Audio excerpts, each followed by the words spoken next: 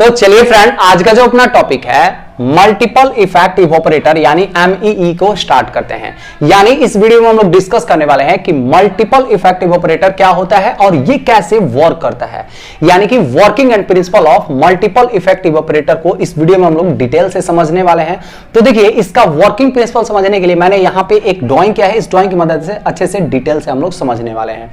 इस वीडियो में हम लोग यह भी देखेंगे कि मल्टीपल इफेक्ट इवोपरेटर का मेन पर्पस क्या होता है, यानी कि इस प्लांट को लगाने का मेन पर्पस क्या होता है, इसको भी हम लोग आज डिटेल से समझने वाले हैं। और इसमें हम लोग जितने भी कंपोनेंट्स होते हैं, इक्विपमेंट लगे हैं, सबको डिटेल से इसका वर्किंग प्रिंसिपल समझने वाले हैं। तो देखिए, इससे पहले हम लोग प्रीवियस वीडियो में जब सिंगल इफेक्ट इवोपरेटर के बारे में डिटेल से डिस्कस किए थे, तो अगर वीडियो नहीं देखे होंगे तो डिस्क्रिप्शन बॉक्स में लिंक दे दूंगा, प्लीज उसको देख लीजिएगा। उसमें हम लोग देखे थे कि जो सिंगल इफेक्ट इवोपरेटर है उसका इकोनॉमी लेस देन 1 आता था, यानी कि जो उसका एफिशिएंसी की अगर बात करेंगे तो उसका बहुत ही कम था। तो इसका इकोनॉमी इंक्रीज करने के लिए हम लोग मल्टीपल इफेक्ट इवोपरेटर का यूज करेंगे। तो आज हम लोग डिटेल से देखेंगे कि इसका इकोनॉमी कैसे इंक्रीज होता है। तो हमारे साथ बने रहिए, पूरे एंड तक वीडियो देखिएगा, बहुत ही इंफॉर्मेटिव वीडियो होने वाला है। तो चलिए इस वीडियो को करते हैं स्टार्ट।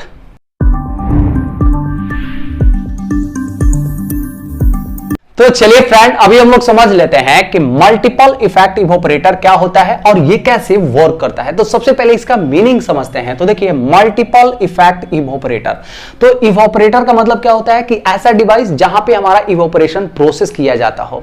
और इवोपरेशन का मतलब क्या होता है कि किसी भी लिक्विड को वेपर फॉर्म में कन्वर्ट कर देना हमारा इवोपरेशन प्रोसेस कहलाता है।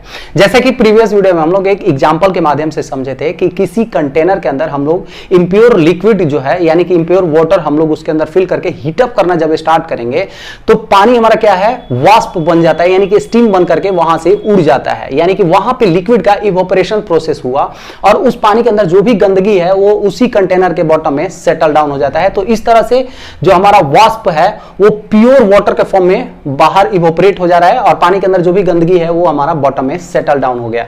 तो इवोपरेटर का मतलब समझ में आ गया होगा। तो मल्टीपल का मतलब होता है कि इस टाइप के जो प्लांट होते हैं उसमें एक से ज्यादा हम लोग इवोपरेटर का यूज करेंगे। तो देखिए, यहां पे हमने क्या किया है, 3 ठो इवोपरेटर लिया है। तो देखिए, 1 2 और यहां पे हमारा 3, यानी कि ये हमारा ट्रिपल इफेक्ट इवोपरेटर का हमने यहां पे एग्जांपल लिया है। यानी इस प्लांट में 3 ठो इवोपरेटर का यूज किया गया है। तो देखिए, इवोपरेटर का मतलब क्या होता है, लिक्विड को वेपर फॉर्म में कन्वर्ट करना, यानी कि यहां पे हीट का एक्सचेंज हो रहा है, इसलिए इसको हम लोग हीट एक्सचेंजर डिवाइस भी बोलते हैं। तो ये जो हमारा इवोपरेटर होता है एक तरफ से shell and tube type of heat exchanger device है और यहां पे हमारा 3 ठो हीट एक्सचेंजर डिवाइस लगा हुआ है। तो देखिए, इस डायग्राम में ये जो आपको ब्लैक कलर का दिख रहा है ये क्या है, हमारा सेल है। और इस सेल के इनसाइड में ये जो आपको दिख रहा है ये क्या है, हमारा ट्यूब्स लगे हुए हैं। यानी कि जो रेड कलर का आपको ये पाइप दिख रहे हैं ना, ये क्या है, हमारा ट्यूब्स लगे हुए रहते हैं। और इस ट्यूब का अगर डाया की बात करें तो इसका जो डाया है वो वेरी करता है, डिजाइन के अकॉर्डिंग रहता है। तो इसका लगभग हमारा 0.05 से लेकर के 0.075 मीटर तक इसका होता है। और इसका अगर लेंथ की बात करें तो इसका जो लेंथ होता है वो 1 से लेकर के 2 मीटर तक इसका लेंथ होता है। और अगर इसके अंदर क्वांटिटी ऑफ ट्यूब्स की बात करें, अगर ये जो हमारा सेल है इसका डाया अगर मान लीजिए 2.5 मीटर है, यानी कि इसका जो डाया है अगर 2.5 मीटर हो, ठीक है, तब इसके अंदर जो ट्यूब है वो लगभग हमारा 100 ट्यूब्स का यूज किया जाता है। तो यह एक एवरेज डाटा है जो कि मैंने यहां पे मेंशन कर दिया है। तो देखिए, इस ट्यूब के इनसाइड में हम लोग क्या करते हैं, हीट एक्सचेंज करवाना है। तो इसके अंदर हम लोग क्या करेंगे, यहां से स्टीम सप्लाई करेंगे, यानी कि इस ट्यूब के इनसाइड में क्या रहेगा, हमारा स्टीम रहेगा और इसके आउटर में क्या रहेगा, हमारा वाटर रहेगा जिसको हम लोग को इवोपरेट करना है। तो देखिए, यहां से हम लोग फीड एंटर करवाते हैं, यानी कि जो भी हमारा लिक्विड है, जो भी हमारा वाटर है जिसको इवोपरेट करवाना है उसको हम लोग यहां से इसके अंदर फिल कर देते हैं। तो देखिए, ये मल्टीपल इफेक्ट इवोपरेटर का मेन पर्पस क्या है, जैसा कि हम लोग प्रीवियस वीडियो में सिंगल इफेक्ट इवोपरेटर के बारे में इसका पर्पस बहुत ही डिटेल से समझे थे। अगर वीडियो नहीं देखे होंगे तो डिस्क्रिप्शन बॉक्स में तो लिंक दिया हूं, आप लोग प्लीज उसको देखिएगा। तो इसका जो मेन पर्पस है वो वही है कि लिक्विड को लो कंसंट्रेशन से हायर कंसंट्रेशन में कन्वर्ट करना। जैसे कि हम लोग किसी इंडस्ट्रियल का जो वेस्ट वाटर है, यानी कि जो इफ्लुएंट वाटर है, उसके अंदर से इंप्योरिटीज को अगर रिमूव करना है तो हम लोग क्या करते हैं कि उस पानी को जब हम लोग गर्म करेंगे तो जो प्योर वाटर है वो इवोपरेट हो जाएगा और उसको फिर से हम लोग कंडेंस करके उस वाटर का यूज कर लेंगे और उस पानी के अंदर जो भी गंदगी है वो क्या होगा, बॉटम में सेटल डाउन हो गया। या किसी भी जो हमारा समुद्र का जो पानी है यानी कि सी वाटर है उसके अंदर से अगर हम लोग को साल्ट का प्रेसिपेट करवाना है यानी कि साल्ट को वहां से निकालना है पानी के अंदर से, तो हम लोग क्या करेंगे, पानी को कंटिन्यूअस इवोपरेट करते रहेंगे यानी पानी को गर्म करते रहेंगे। तो इससे क्या होगा कि वाटर हमारा इवोपरेट हो जाता है और उस वाटर के अंदर जो भी हमारा इंप्यूरिटीज है वो वहीं पे कॉन्सेंट्रेट हो जाता है यानी कि वहीं पे छूट जाता है। इस तरह से जो इवोपरेशन होता है वो हमारा प्योर वाटर का इवोपरेशन होता है। तो पानी जो है इवोपरेट हो जाएगा तो क्या बचेगा, उसके अंदर जो भी गंदगी है, जो भी साल्ट वगैरह है वो वहीं पे छूट जाता है। तो इस तरह से अगर पानी के अंदर से आपको इंप्यूरिटीज को रिमूव करना है या पानी के अंदर से साल्ट को रिमूव करना है, साल्ट को प्रेसिपेट करवाना है, तो बहुत ही सिंपल सा फॉर्मूला है कि उसको गर्म कर दीजिए, जो भी वाटर है प्योर वाटर है वो इवोपरेट हो जाएगा, जो भी गंदगी है वो वहीं पे आपका सेटल डाउन होगा। तो इस तरह से हमारा ये जो प्लांट है वो लो कंसंट्रेशन से हायर कंसंट्रेशन में कन्वर्ट करने के लिए इस प्लांट का यूज किया जाता है। या इसका यूज आप मिल्क इंडस्ट्री में भी देख सकते हैं, जैसे कि मिल्क को पाउडर में कन्वर्ट करना है यानी कि दूध को अगर आपको पाउडर फॉर्म में कन्वर्ट करना है तो उसके लिए एक बहुत ही सिंपल सा फंडा है कि उसको अगर आप गर्म करते रहिए, इस तरह से जैसे ही हम लोग मिल्क को इवोपरेट करना स्टार्ट करते हैं तो मिल्क के अंदर जो भी वाटर है वो इवोपरेट हो जाता है और जो हमारा मिल्क है वो हाईली विस्कस हो जाता है यानी कि बहुत ही गाढ़ा बन जाता है। यानी कि स्टार्टिंग में जब हम लोग दूध गर्म करेंगे तो वो पतला रहता है, लेकिन जैसे ही हम लोग उसको गर्म करने स्टार्ट करेंगे तो पानी इवोपरेट होगा तो वो क्या होगा, गाढ़ा बन जाता है। और इसके बाद इसको फर्दर नेक्स्ट प्रोसेस में भेज देते हैं जहां पे इसको हम लोग पाउडर फॉर्म में कन्वर्ट कर लेते हैं। तो ये जो हमारा प्लांट है इसका जो यूज है वो बहुत ही ज्यादा ब्रॉड है। फार्मास्यूटिकल्स कंपनी में भी इसका यूज इंसुलिन वगैरह बनाने के लिए किया जाता है। तो चलिए इसका वर्किंग प्रिंसिपल हम लोग समझ लेते हैं। तो देखिए ये क्या है, हमारा सेल है और इसके अंदर हमारा ट्यूब है और इस ट्यूब के इनसाइड में क्या है, हमारा स्टीम फ्लो कर रहा है और आउटर में क्या है, हमारा वाटर है। कौन सा वाटर है, तो इसको हम लोग एज्यूम कर लेते हैं कि जो हमारा ईटीपी से यानी कि फ्लड ट्रीटमेंट प्लांट से जो न्यूट्रलाइजेशन टैंक है यानी कि इस पानी का जो पीएच है वो हमारा मेंटेन है और न्यूट्रलाइजेशन टैंक से हम लोग क्या करेंगे, किसी पंप द्वारा इसके अंदर हम लोग भेज देंगे। तो अब यहाँ पे क्या होगा कि स्टीम क्या करेगा, यहाँ पे हीट एक्सचेंज करने लगेगा।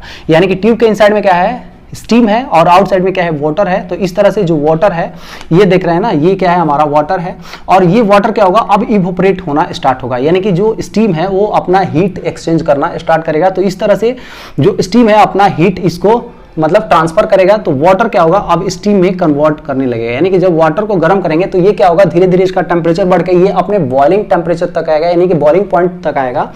और जैसे ही ये बॉइलिंग पॉइंट तक आएगा तो ये क्या होगा, स्टीम में कन्वर्ट हो जाएगा। तो इस तरह से जो हमारा टॉप में मिलता है वो क्या है, स्टीम है, ठीक है, यानी कि वेपर है। यानी कि हम लोग ये सिंगल इवेपोरेटर वाले में भी ये यहां तक हम लोग इजीली समझ चुके हैं, ठीक है। तो इस तरह से हमारा यहां पे क्या मिल गया, वेपर मिल गया। और उस वीडियो में हम लोग देखे थे कि इसको हम लोग डायरेक्टली अब कंडेंसर में भेज दे रहे थे और इसको हम लोग क्या कर रहे थे, कंडेंस करके ये जो प्योर वाटर है उसको हम लोग यूटिलाइज कर रहे थे। लेकिन ये जो हमारा वेपर बना है इसके अंदर अभी भी हीट कंटेंट है, यानी कि ये हमारा वेपर फॉर्म में है, यानी कि इसके अंदर अभी भी हीट कंटेंट है। तो अब हम लोग क्या करेंगे कि इसका एफिशिएंसी इंक्रीज करने के लिए, यानी कि इसका इकोनॉमी इंक्रीज करने के लिए, तो देखिए इकोनॉमी का मतलब क्या होता है कि ये जो हम लोग स्टीम इसके अंदर प्रोवाइड कर रहे हैं, यानी कि अगर मान लीजिए 1 kg हम लोग क्या कर रहे हैं, स्टीम इसके अंदर भेज रहे हैं, तो क्या 1 kg यहां पे स्टीम फॉर्मेशन होगा, यानी कि 100% यहां पे हीट का एक्सचेंज तो नहीं होगा। तो आंसर आता है कि नहीं। तो अब हम लोग क्या करेंगे कि मान लीजिए यहां पे हमारा क्या है, स्टीम फॉर्मेशन हो गया, तो इस स्टीम को हम लोग क्या करते हैं, दूसरे जो हमारा इवेपोरेटर है उसके अंदर भेज देते हैं। तो देखिए इस पाइपलाइन द्वारा हमारा यहां से स्टीम एंटर करता है, यानी कि जो हमारा सेकंड इवेपोरेटर का जो ट्यूब है उसके अंदर एंटर करता है। इसके अंदर भी हम लोग क्या करते हैं, यहां से वाटर फीड करते हैं, यानी कि वाटर यहां से हम लोग एंटर करवाएंगे और यहां पे भी हीट का एक्सचेंज होगा, सेम प्रोसेस होगा। तो इस तरह से यहां पे भी हमारा वेपर बनेगा और इस वेपर को, इसके अंदर अभी भी हीट कंटेंट है, तो इसको हम लोग क्या करेंगे, फिर से नेक्स्ट जो इवेपोरेटर है इसके अंदर भेजेंगे। तो यहां पे भी हमारा सेल एंड ट्यूब टाइप है, तो इस सेल के अंदर क्या है, हमारा जो वाटर है और ट्यूब के इनसाइड में क्या है, हमारा स्टीम यहां से फ्लो कर रहा है। तो इस तरह से यहां पे भी हमारा हीट का एक्सचेंज होगा और ये जो हमारा लिक्विड है ये भी हमारा वेपर फॉर्म में कन्वर्ट होगा। और फाइनली इस वेपर को हम लोग कहां भेज देते हैं, तो कंडेंसर में। तो ये क्या है, हमारा कंडेंसर, जहां पे हीट का एक्सचेंज होता है और इस वेपर को हम लोग क्या करते हैं, लिक्विड में कन्वर्ट कर देते हैं। इस तरह से ये जो हमारा वेपर होता है वो प्योर रहता है, यानी कि इसके अंदर कोई भी इंप्योरिटीज नहीं रहता है। और यहाँ पे जब हम लोग इसको कंडेंस करेंगे तो ये जो हम लोग को वाटर मिलता है वो प्योर वाटर मिलता है और उसके बाद इस वाटर को हम लोग किसी किसी पंप द्वारा क्या करेंगे, सक करके हम लोग यूटिलाइज कर लेंगे, यानी जहां पे भी इसको यूज करना है इसको हम लोग यूज कर सकते हैं।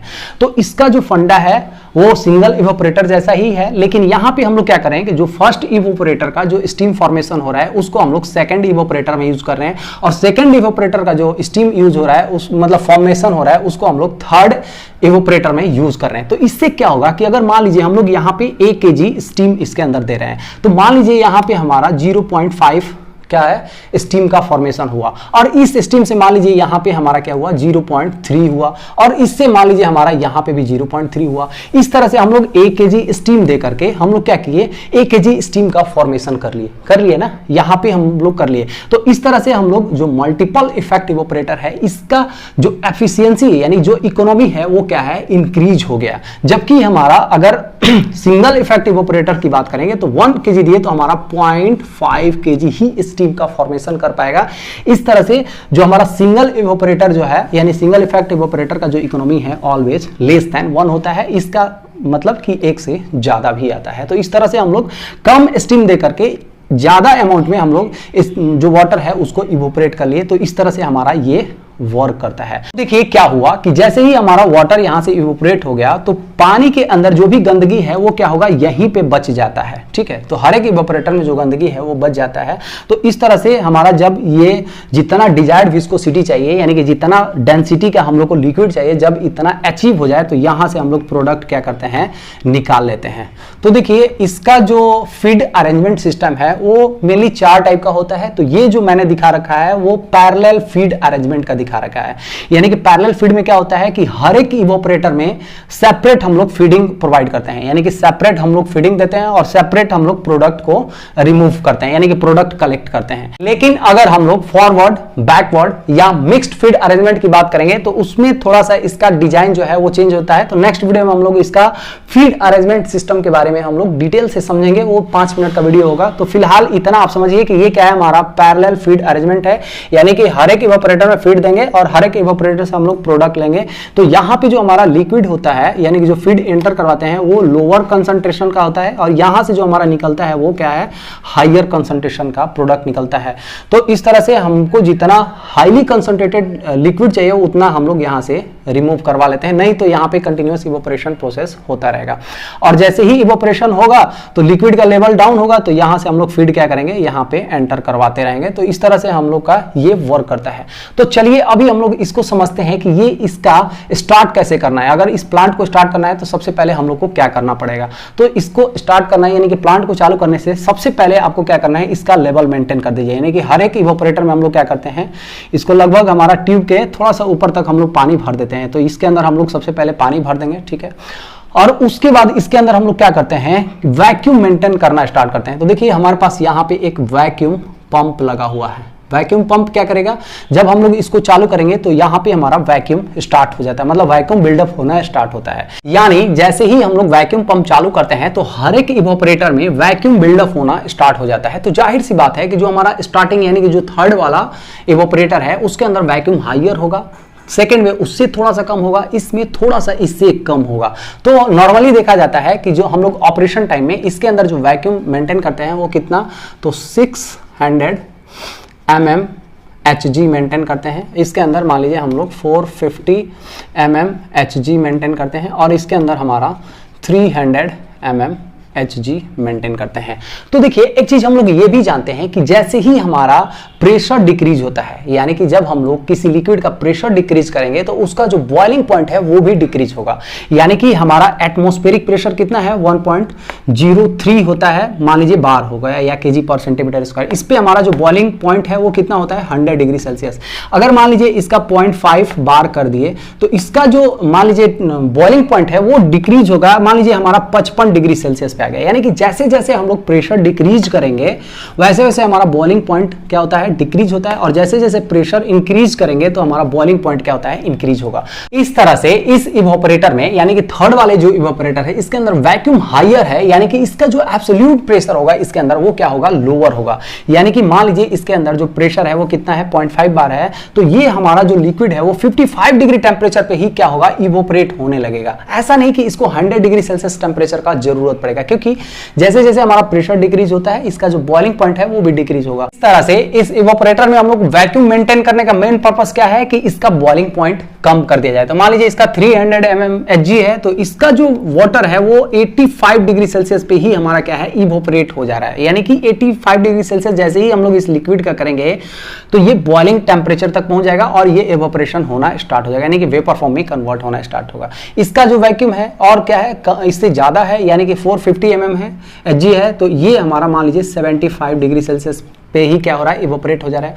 और जैसे इसका और वैक्यूम बढ़ा रहे हैं तो ये मान लीजिए 65 डिग्री सेल्सियस पे हमारा इवोपरेट हो जा रहा है। तो सबसे पहले हम लोग क्या करते हैं, लिक्विड भर देंगे, उसके बाद हम लोग वैक्यूम मेंटेन करते हैं और उसके बाद हम लोग क्या करेंगे, जब भी अगर आपको इसके अंदर स्टीम सप्लाई देना होगा तो सबसे पहले इस जैसा कि हम लोग जानते हैं कि स्टीम के अंदर कुछ ना कुछ एयर मौजूद होंगे, तो सबसे पहले आपको वेंट ओपन करना पड़ेगा। तो देखिए हमारा ये हर एक इवोपरेटर में वेंट लगा हुआ है, तो V1 हो गया, V2 हो गया और ये हमारा V3 होगा। तो तीनों वेंट हमारा ओपन कंडीशन में रहेगा।